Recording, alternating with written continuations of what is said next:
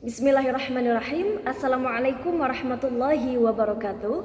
Perkenalkan, nama saya Muswita dari kelas 6E, mata kuliah Hermeneutika dan Semiotika.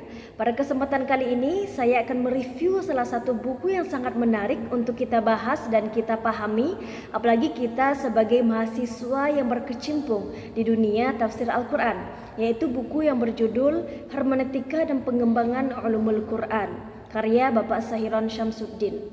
Nah, dalam buku ini menawarkan perspektif baru dalam menafsirkan Al-Quran. Karya ini juga mengintegrasikan pendekatan hermeneutika dengan ilmu-ilmu Al-Quran. Dan tentunya karya ini mempunyai kontribusi yang sangat penting dalam penafsiran Al-Quran di masa kontemporer pada saat ini.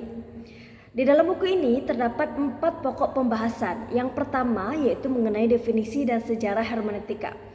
Gadamer merupakan salah satu tokoh hermeneutika yang dibahas dalam buku ini. Menjelaskan arti dari hermeneutika itu adalah seni praktis yang digunakan dalam hal-hal seperti berceramah, menafsirkan bahasa-bahasa lain, menafsirkan teks. Dan sebagian besar dari semua ini adalah seni memahami. Seni yang secara khusus dibutuhkan saat teks itu tidak jelas maknanya.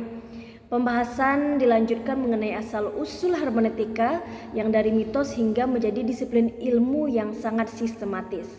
Yang kedua yaitu dibahas tentang aliran-aliran hermeneutika.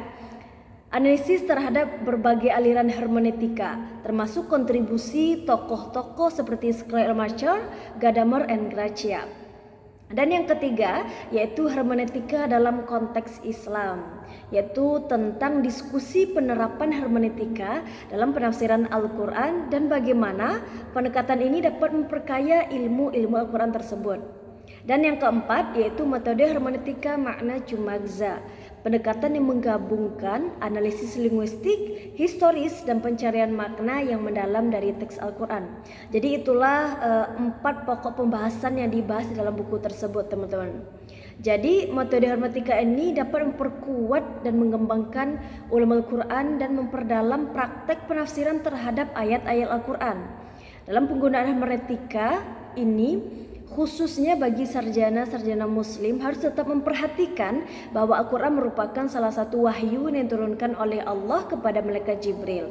Karena itu Al-Quran perlu untuk ditafsirkan sepanjang masa seiring dengan perkembangan pemikiran manusia, perkembangan ilmu, perkembangan teknologi, dan sosial. Oleh karena itu teman-teman, buku ini sangat pantas dan sangat cocok untuk kita gunakan dalam menafsirkan Al-Quran sesuai dengan zaman yang semakin modern pada saat ini gitu. Buku ini berhasil menjembatani antara tafsir klasik dengan tafsir kontemporer saat ini.